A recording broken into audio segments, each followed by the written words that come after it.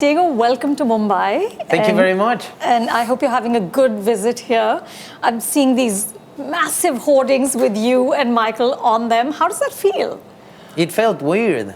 It felt weird because, we landed with jet lag coming from Singapore.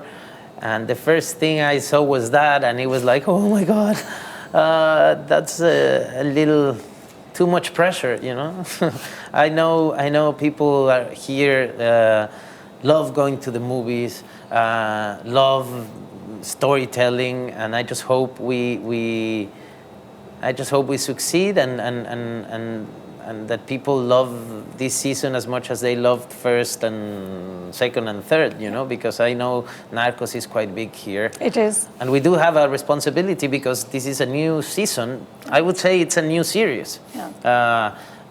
Because it's new cast, new country, new directors, and we even went back on time.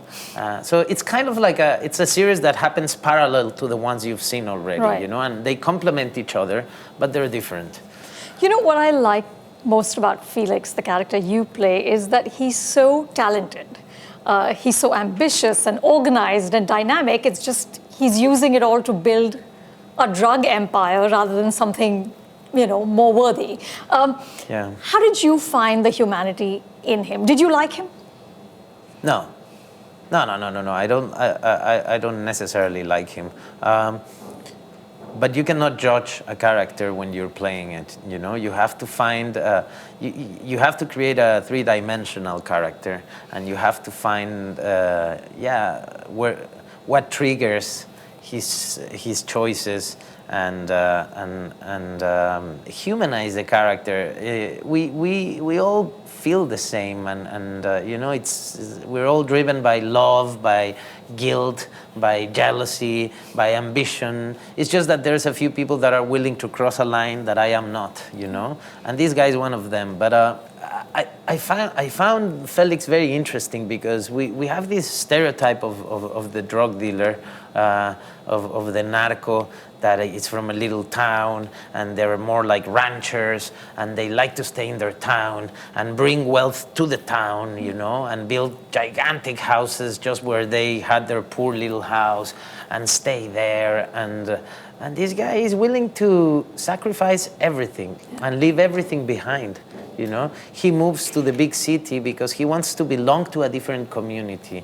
He wants to be seen as a businessman, and he's one step ahead of everyone. Yeah. And I think that is exactly why he managed to create what he created, because he saw this more as an organization, as a corporation that had to work all together. Yeah. Where OPEC for the drug trade. Where the system was more important than one person, and he made people that hated each other work together and protect each other, and he understood it was about getting every level of power involved. Yeah. The politicians, the police, the military, politicians on the other side of the border, banks became very important. And he managed to organize all of this. So he is quite smart, yeah. And for an actor, that's interesting to play, because I have a lot of different levels, to play, different tones to play with. But did you, while you were doing it, were you at all concerned about sort of glorifying what this man has done? No. I wasn't concerned about it because I think that has happened in a few projects. I'm not saying no, but you cannot talk about every project that touches this issue in the same way. We are coming in to tell you a story that happened in the 80s that is the foundation of the crisis my country is living today, that it brought a mess, that brought so much violence and loss. To me, it's a very sad story, the one we're telling. And I live in that country where 250,000 people have been killed in the last 12 years. So there's no way I'm here to tell you, look how cool the Narcos are. That's not the way I roll, you know. That's not what I'm looking for. But I also hate when they talk about these people as if they were two-dimensional characters, where there's just good and bad. Because if we get to that rhetoric, it's very dangerous, you know. The good and bad thing, it polarizes things, it radicalizes positions, you know. And we're seeing it in the States, in Brazil, in Colombia. We're seeing that rhetoric grow and grow and grow, where it's either you're with me or against me, but there's nothing in between. And here you go like, no, it's important that we realize there's so much in between. There's so many layers that we have to attend, you know, because again, this corruption has got deep into our everywhere. system, you know. Yeah. It's everywhere, in every level of society. Yeah. So anyway, all of that to say, no, I'm not worried about glorifying these guys.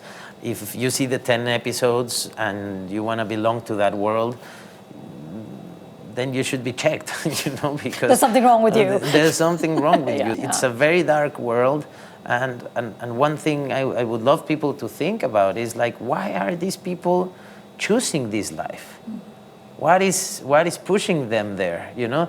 And this is a TV series that also is just about entertainment, and it's supposed for you to watch it and enjoy it and care about the story we're telling you and follow these characters. But then if at the end you want to go a little deeper, there's other materials out there, you know, and if we generate curiosity in audiences where they, you know, audiences that didn't know even Mexico existed, if they see this series and they go like, oh, really? Is that happening there? That would be already good news for me, you know. Yeah. Diego, you led the charmed Hollywood life. You're the lead in blockbusters like Rogue One. You had a house on the beach. You had a production company with your childhood friend. But you gave it all up to move back to Mexico. Why? Because I think I have much more to do and say there. Because I'm 3 hours away from Hollywood, from the studio system. When they need me, I'm there, you know. And because I have kids, and I want my kids to know where they come from and the country I belong and they belong. And because today Mexico is going through rough times, but also through interesting moments. You know, I think there's change to come. You know, and there's a generational change happening, and on a way, a social awakening I want to be part of. That's at least what I'm feeling. I think we've reached the bottom. We can't go any further down, you know. And it's nice to be there, and it's nice to feel I can collaborate and be part of the change I think my country needs. Film is just film, you know. At the end, life is about other things, and I realized that when I had kids. And because Y Tu Mama Tamia is one of my favorite films of all time, I have to ask you, what is the most amazing thing about working with a director like Alfonso Cuaron? Well, that Alfonso is I think it's a genius, you know. Alfonso, there's no one like Alfonso to tell you a story through images, you know, and the amount of passion he puts behind every step of his professional life, the amount of attention to detail he has is incredible, and he changed my life in many ways. He made me see things I wasn't seeing. He made me realize what I was capable of, and he allowed me to get my fears off and follow my instincts and travel with my work. I do think he was a key person in my awakening. I suddenly was like in a comfort zone in Mexico, doing film and TV and being famous, and he came and said like, really? Is that it? And I was 19 when that happened. And here I am, I'm 38, and I'm traveling a lot with my work. I'm in Mumbai, talking about Mexico with the best journalist of this place. So it couldn't be better. And I owe him a lot. Thank you, and have a great visit here. Thank you very much.